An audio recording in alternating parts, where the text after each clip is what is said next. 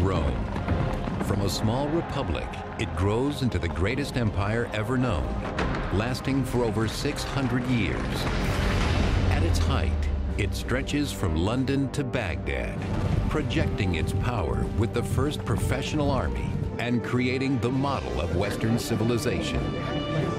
And yet, when the empire begins to falter, it collapses with shocking speed.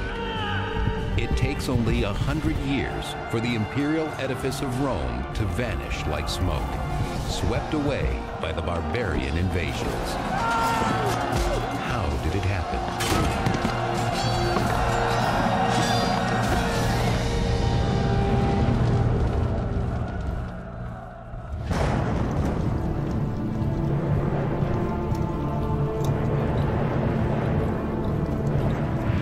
It is late in the 2nd century BC, 100 years before the crucifixion of Christ, a decade before the birth of Julius Caesar. Rome is facing a transition, one that will change its fundamental character forever. It comes at a time of conquest. Rome has come off 150 years of really successful foreign expansion. They've defeated Carthage, their great enemy across the Mediterranean Sea in Africa, and they've begun to expand to the north, and they've made big conquests that are hard to keep in Spain. But even as the Romans are carving out their place in the world through brutal conquest, the Republic faces a cataclysmic event that will eventually force the Romans to abandon the rule of the Senate for the absolute dictatorship of an emperor. It begins with the First Barbarian War. By 113 BC, Rome has become master of the entire Mediterranean basin, but with new lands come new enemies. The Romans know that there are more people farther away, especially to the north, and that these people are, if anything, even more formidable than the armies they've defeated before, and they're worried about those people coming into Italy. Beyond the borders of Roman civilization, the soldiers face an unfamiliar breed of warrior. They call them barbarians, a word meaning foreign and crude. Anybody that didn't follow classical customs, speak classical languages, Latin or Greek, was considered to be very different, other, barbarian. And Rome simply regarded them as much less capable, much less civilized than themselves. Only the rugged alpine mountain range keeps the northern barbarians at bay.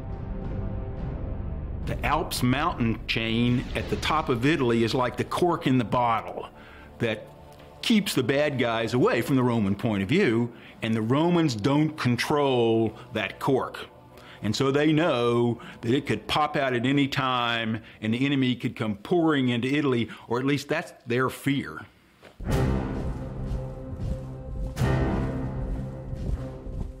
Against this growing barbarian menace stands the Roman army, a volunteer militia which prides itself on being well-ordered, well-trained, and well-armed. An individual Roman soldier would be wearing metal and leather armor, a helmet, something to protect his chest. All of this armor together could weigh as much as 60 or 70 pounds, half his body weight. The burden of Rome's expansion falls squarely on the shoulders of these battle-hardened men. But back in the capital, it's the wealthy government officials who reap the benefits. Rome is not an empire yet, but a republic ruled by the Senate. At the top of the political ladder are two elected officers known as consuls. They were the highest civilian and military officials in Rome. Above all, their responsibility was to lead the army, because national security came first. But they were also, because of their tremendous prominence, very important in setting the agenda for politics, for legislation, for reform. Though the Roman Republic embraces democratic ideals, all men are not created equal. Soldiers may win the battles for Rome, but they dare not hope to achieve the position of consul. The highest office is reserved for members of Rome's most important families, like Gnaeus, Papirius, Carbo. A very small number of families dominated the elections to become consul.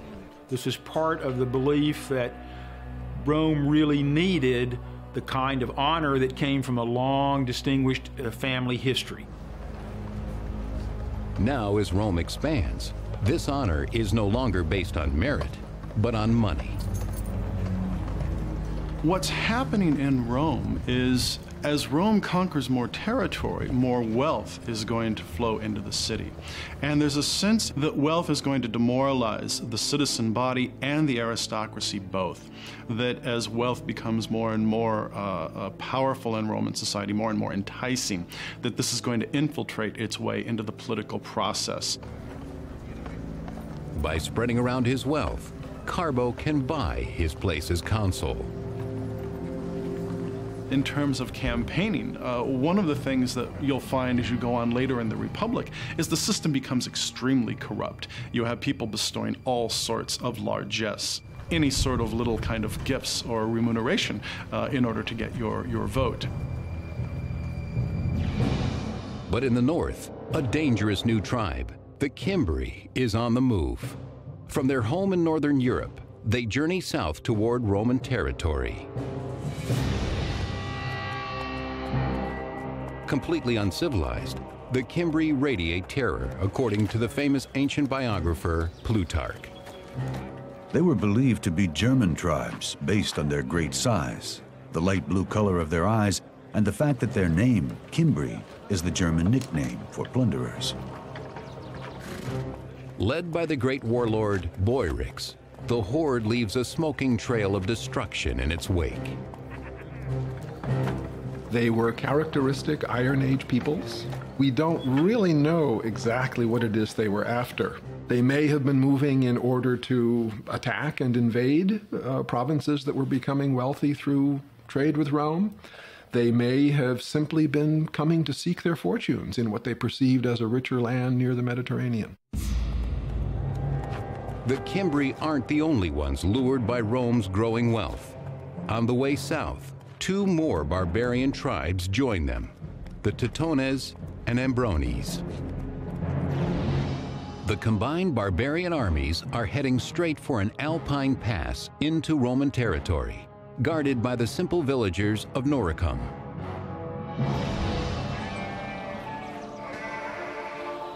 Though Noricum is not a Roman territory, its proximity to the Roman border ties its people closely to the Republic.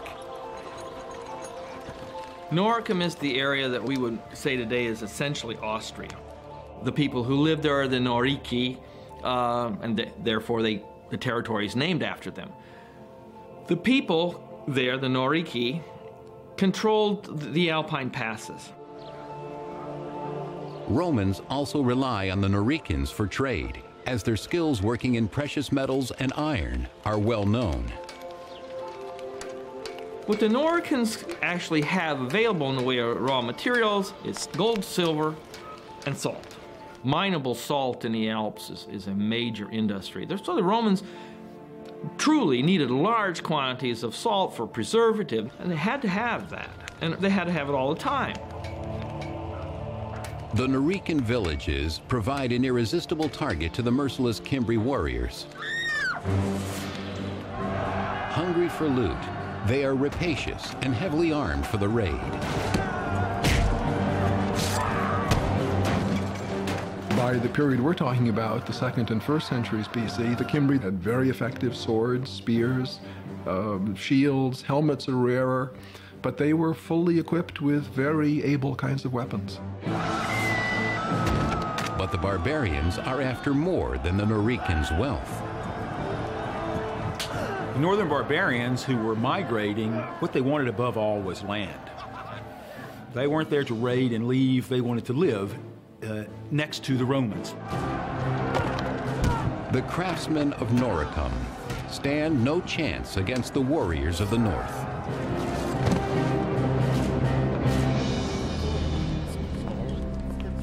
The Noricans send an emissary to their allies in the Roman Senate, begging for help against the vicious Cimbri invaders. They seek out the aristocrat Carbo, whose politicking has finally paid off. He now holds the post of consul, the most prestigious office in Rome. Carbo orders his aide to begin preparations for war. He has just 1 year to win the glory and riches that come from battle. We're talking about needing to show the qualities of leadership through a display of manliness.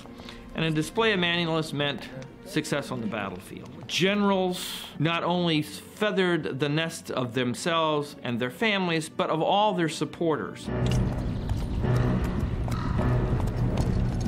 Carbo takes the challenge, leading his troops to Noricum. Despite an utter lack of experience in the ways of war, he is eager to prove that he is more than just a wealthy senator. He arrives in Noricum, backed by the men of the Roman army. After a century of victories, they exude confidence. The Cimbri claimed they didn't know that they were in territory that they shouldn't have been in. They sent ambassadors. The barbarians have never seen such a well-equipped and disciplined force. The warlord Boyrix tells Carbo his people only wish to return home peacefully. Carbo agrees to let them go. But there is little glory in a truce. The Roman general devises a plan to force the victory he so badly needs. Carbo pretended that he was going to negotiate, and then he sent his troops on a shortcut to attack the Cimbri before the ambassadors could get back, thinking that his sneak attack would work.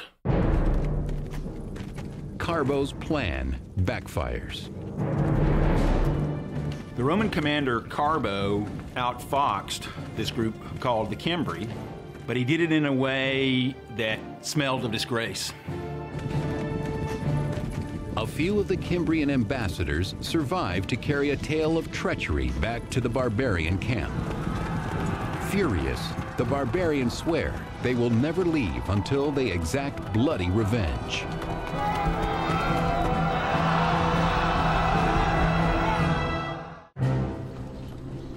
In 113 BC, the Roman general Carbo parleys for peace with violent barbarians, the Cimbri.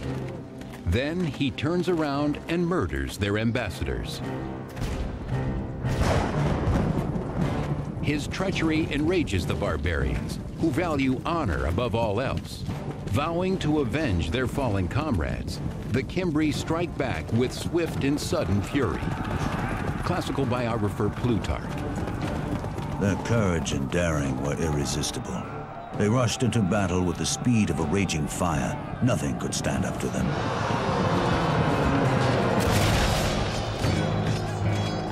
Led by two warlords, Boyrix of the Cimbri and Tudabad of the Teutones, the barbarians advance in inexhaustible waves. The archaeology tells us that they had very good weapons, not inferior to Romans. It tells us that they had real military organization with infantry troops, with officer corps. So we can tell quite a bit. Certainly we can tell much more than the Romans seemed to understand until it was too late. Consul Carbo suddenly finds himself far from the comfort and privilege of Roman politics. Here, the language of power is spoken in steel and blood. As consul, chief war magistrate, he fails miserably. Because the chief war magistrate is only out there for a year, it's very frequently amateur hour out there on the field of battle. So you end up with very frequently inept leadership in a very important position, and on occasion results in disaster for the Romans. The battle for Noricum is such a disaster. The Romans were in the end saved from being pushed over the cliff into the hell of utter destruction only by a giant storm, lightning, thunder, and rain. Knocked from his horse, Carbo struggles to flee from the deadly chaos.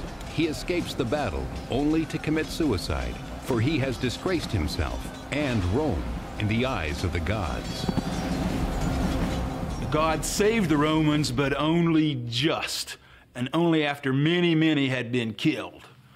What did that mean? It meant the gods were unhappy at the way the Romans behaved. And yet the Romans cling to the notion that only the aristocrats can lead them to victory. The Romans believed that old meant good, new meant dangerous. So for their politicians and their leaders, they preferred people with a long, distinguished family history. Over the next decade, a string of nobles, all armed with more arrogance than skill, lead armies north to protect Rome's province in Gaul. They meet the barbarians at Tolosa, Bertigala, and finally Arausio, present-day Toulouse, Bordeaux, and Orange, France. In each instance, the barbarians completely rout Rome's heralded legions. The Romans had their particular formal ways of fighting. If we think of the beginning of the film Gladiator, that's a perfect representation of how Rome liked to fight. Take hours to set up everything in the battle order and then launch the attack. In contrast, the barbarians' counterattack is unpredictable and devastating to the Roman lines. You have these lines of men, and if the person next to you goes down, the person behind will step into that gap. And death would be much, much more intimate.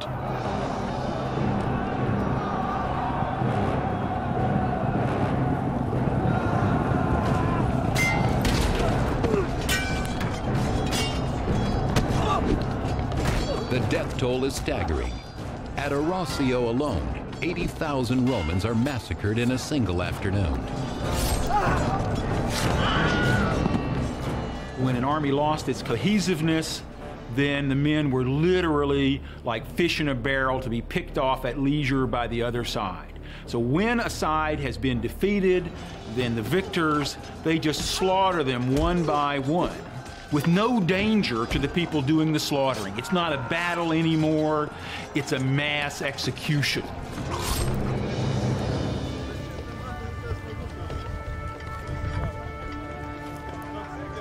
By 105 BC, the Cimbri and their allies desire much more than Roman blood and booty.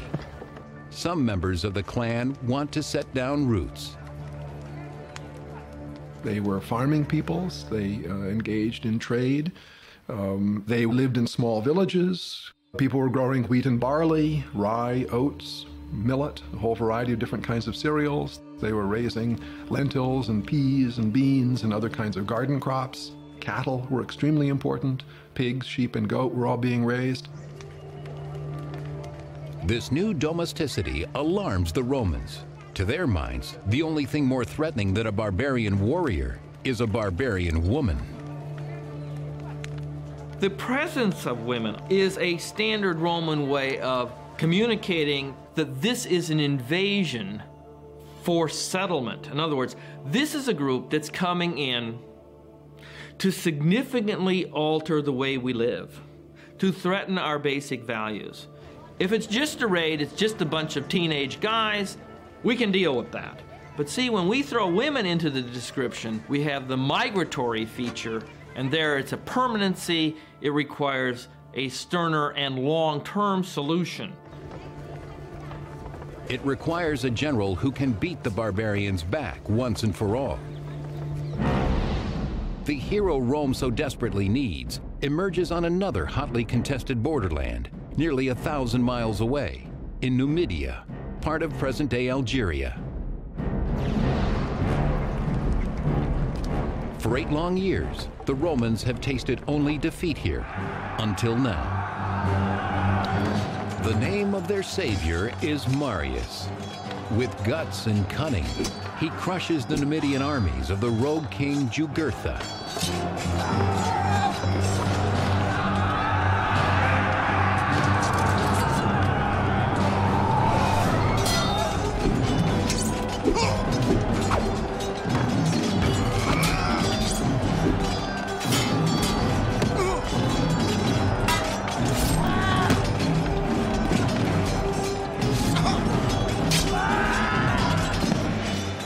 Rome needed great soldiers, and Marius was the greatest Rome had yet seen. Both because he was a great commander, Marius could pick the right time and the right place for a battle, but also because he won his soldiers' loyalty and affection by getting down and digging ditches with them, by eating the same rough food, by being in better shape than even they were, and they were the best conditioned soldiers in the world. He comes by his common touch naturally, for Marius is no aristocrat. Still, he speaks of his humble background with pride. I cannot point to my ancestors, but I can show medals and other military honors, to say nothing of the scars on my body, all of them in front. These are my title of nobility. Now, as the northern barbarians close in, the Romans turn to Marius, their last and best hope. At the end of the 2nd century BC, a violent barbarian tribe, the Cimbri, along with their allies the Teutones and Ambrones, lay waste to the northern frontier. A horrified Rome turns to its greatest general and new consul, Marius. He's a proven military commander, and you don't want to fool around when you have Teutones and Cimbri who have defeated army after army. You really want to take care of the problem urgently, and so you want to send a capable leader out on the field. But even the great Marius cannot lead without men to follow him. Devastated by a decade of war, Rome faces critical troop shortages. If you have as many men lost to the German tribes in 113 and 109 and 107 and 106 and 105, as the Romans did, that's going to traumatize Roman society pretty severely. Despite a vigorous recruitment campaign, Marius cannot find enough qualified men, landholders who are willing to serve. To be in the Roman army in the High Republic, you had to have a property qualification. You had to be a person of means, and this causes some problems for the Roman army because there's a problem with manpower. Marius's solution is as simple as it is radical. He sends his recruiters out to seek soldiers among the landless poor. You don't have to be a property holder to be a Roman citizen, so why should you have to be a property owner to be a legionnaire? Many people wish to be soldiers. It's a good job, and it's probably an exciting job. Opportunities for booty, wine, women, and song, chance to see the world at government expense, etc. The same things that we see on our recruitment posters. Marius said anybody can be in the army. This then gave the Romans a much greater pool of men on which to draw to strengthen their legions, because in Roman society there were many, many, many more poor than there were middle class. The old guard judges recruits by their income. Marius judges his by their fighting potential. Stand up against a legionary, and you can stand up to the barbarians. By extending the search for legionnaires down into the proletariat, what that rather quickly does is it makes the ordinary soldier even more dependent upon the success of the commander. The general is expected to provide for his men and to provide for them as soon as he can, and to be generous. Lured by the promise of wealth, a new breed of Roman soldier marches to war. Marius pledges to give them all the tools and skills they need. I will teach you to strike down an enemy. Fear nothing but disgrace, to sleep on bare ground and work hard on an empty stomach. In 104 BC, Marius and his army set off for Gaul to meet the Cimbri. In a stroke of good fortune for the Romans, the barbarians choose that very moment to leave Gaul and raid Hispania instead. It is a tactical mistake that buys Marius valuable time. Marius molds his new army from the ground up. He not only hardens them to the rigors of a soldier's life, he makes them love it.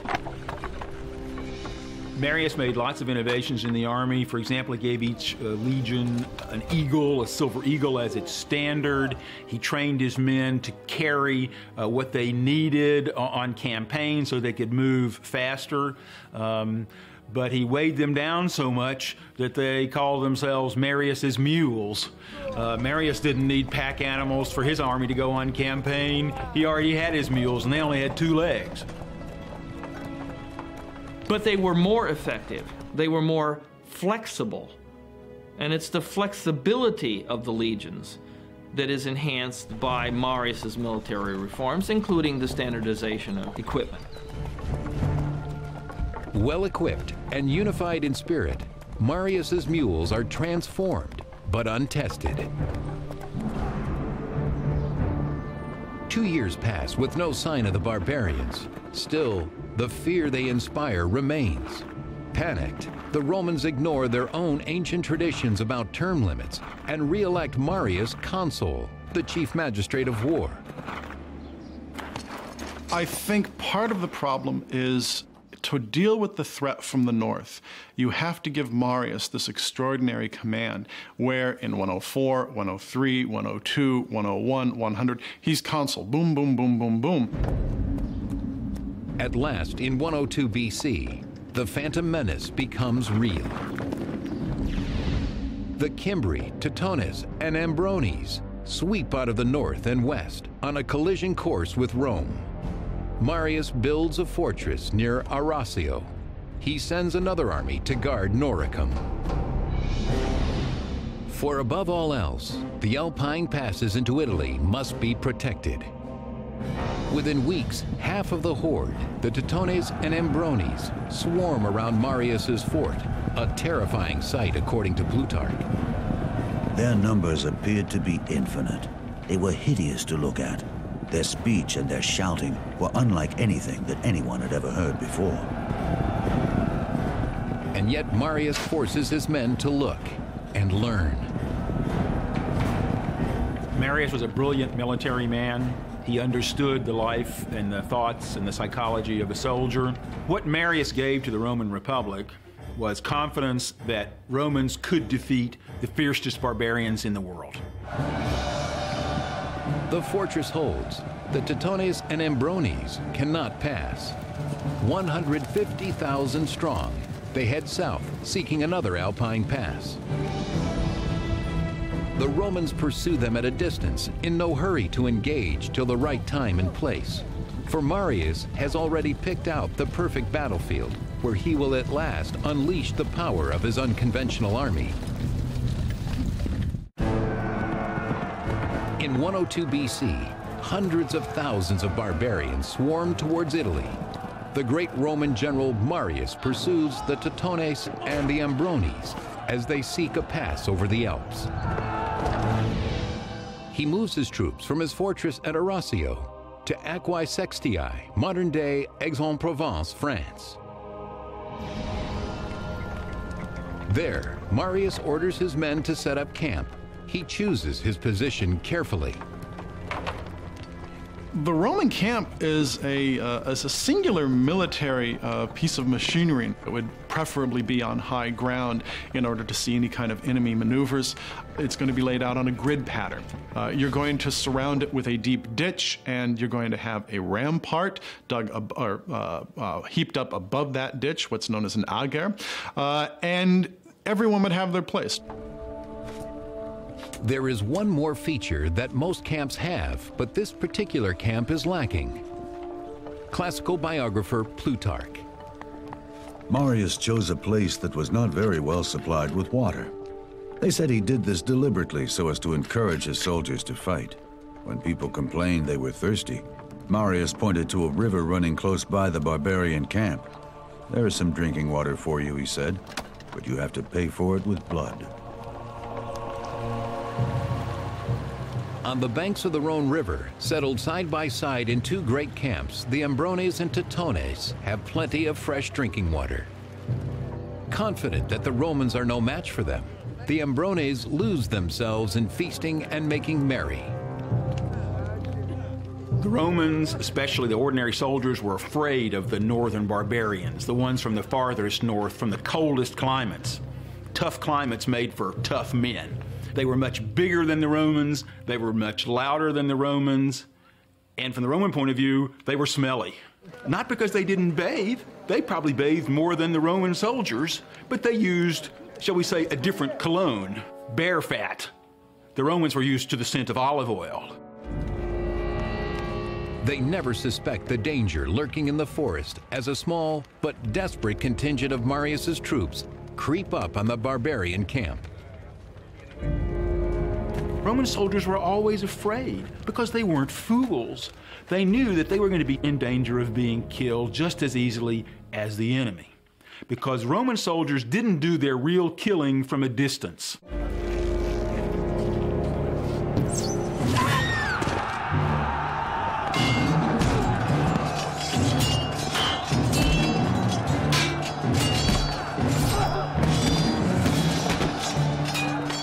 Marius's mules throw themselves into the skirmish, but the barbarians swiftly rally in overwhelming numbers. Just as defeat closes in on the Romans, Marius orders reinforcements into the fray. Re-energized, the Romans push the Ambrones back to their camp. There, the battle takes a strange turn, as Plutarch reports. The women came out armed with swords and axes and making the most horrible shrieking. They threw themselves into the thick of the fighting, and though their bodies were gashed and wounded, they endured it to the end with unbroken spirits. The barbarian women always came to the battlefield. Sometimes the women would pull the wagons up right behind the men so that they couldn't retreat from battle. They'd block them in.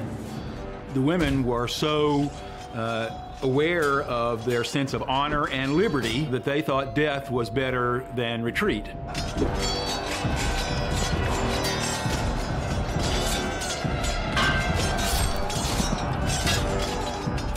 The Romans thought that these women were unbelievably brave, unbelievably courageous. They thought that these barbarians were the ultimate risk takers. By bringing their family to the battlefield, they're putting everything on that one roll of the dice. We win or we die, and that means all of us, men, women, children, babies.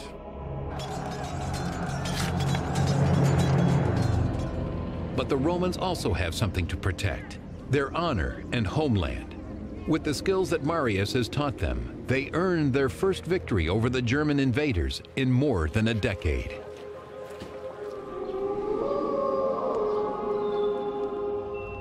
Back at camp, Marius prepares for the revenge attack that will certainly be launched by Teutobod, king of the Teutones. In Aquae he faced a really difficult tactical situation. As usual, the enemy far outnumbered the Romans. But Marius, always able to choose the right time and the right place, carefully selected the terrain. He lays a trap with his trusted captain, Claudius Marcellus. Marius sends Marcellus with 3,000 men into the woods behind the Teutonus camp. He instructs them to lay low until the fighting begins. The barbarians, spoiling for vengeance, charge up the hill to the Roman camp, just as Marius has planned. They meet a wall of swords, according to Plutarch. Marius himself fought in the front rank, putting into practice the orders he'd given his soldiers. For he was in as good training as anyone, and in daring, he far surpassed them all. This battle was a real test of Marius's philosophy in creating his mules that were strong enough to stand up with all of their armor and to stay in position and to hold their discipline even when the enemy was yelling and charging with a fantastic fierceness. And then in full armor rush them with their swords so that they could be like a flying wedge coming downhill and smashing the enemy. As Marius and his men force the barbarians back, Marcellus and his cohorts burst from the woods. Together they snuff out any hope of retreat for King Teutobod and his warriors. The body count defies imagination. The Romans slaughter more than 100,000 Teutones. The rest they take as slaves, spoils of war that will make Marius's mules and all of his supporters rich. His patronage is not just to the soldiers. He is very generous to all Romans of all ranks. Marius, by monopolizing power at the very top, in reality becomes the patron of even members of the senatorial class. Swept up by the barbarian fever, the Romans once again elect Marius to Rome's most important office. He will serve as consul for an unprecedented 5th term. There was such an immense fear that the barbarians would come pouring in through the gateway of the Alps, which the Romans didn't control, and lay waste to Italy and sack Rome. Politics has to take the hindmost. For Rome is not out of danger. Marius has only crushed half of the barbarian horde. The Cimbri, the most fearsome barbarians of all, are still on the loose. While Marius is in Rome, the Cimbri break through the Roman fortifications at Noricum. The enemy has at last breached Italy's borders and is ravaging the Po Plain. Clearly, only one man has the courage and cunning to meet this new crisis: Consul Marius. In 102 BC, Marius's mules massacre the violent barbarian tribe, the Teutones, in southern Gaul, destroying half of the barbarian force. But the terrifying Cimbri tribe slips through the Austrian Alps. From Rome, Marius rushes north to the Po Plain, vowing to eliminate the barbarians once and for all. When Marius arrives in the Roman camp, the Cimbri send him an envoy. They come not to attack, but to make demands. The Cimbri come to him and say, "We want land. That's what we want. We don't want to fight. We want land just like the land you gave our neighboring tribe there across the mountains in France." The Cimbri apparently haven't heard about the disaster that has befallen their Teutonic comrades. So Marius, with a crooked smile on his face, a smirk maybe, says to them, "Oh, you don't have to worry.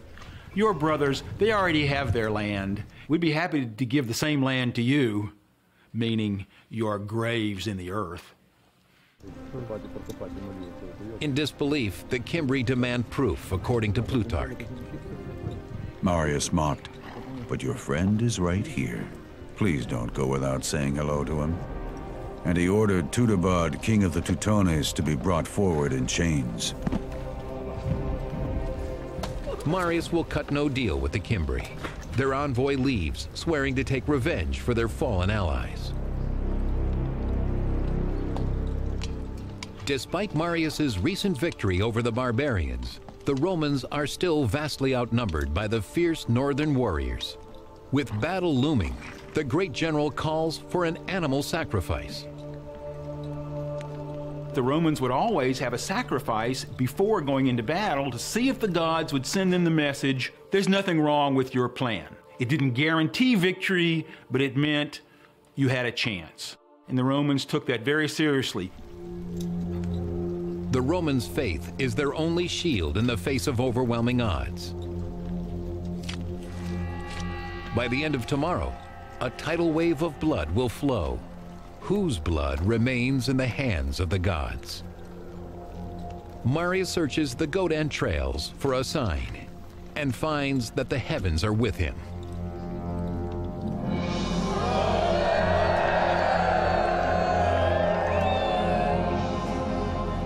In 101 BC, all Rome holds its breath as two mortal enemies meet outside the hamlet of Vercelli, Italy. 15,000 strong, the Cimbri cavalry rides onto the field of battle. Right behind them come the fearsome infantry, like a cloud of locusts on the move. As the Roman line is set, Marius makes a final appeal to the gods. Classical biographer Plutarch. Marius washed his hands and, lifting them up to heaven, vowed to make a sacrifice of 100 beasts should victory be his. Altogether, the Romans number a little more than 50,000 men. They face at least twice as many Cimbri. It's the Romans' worst nightmare, but Marius outsmarts the enemy. He gets his troops in position first, so that the sun will rise behind the Roman soldiers. When the sun gets to its full power, it reflects off the Romans' shiny armor, and the barbarians think that the sky is on fire, like the gods have sent lightning bolts to help their enemies. Sensing the Cimbri's sudden anxiety, the Romans attack.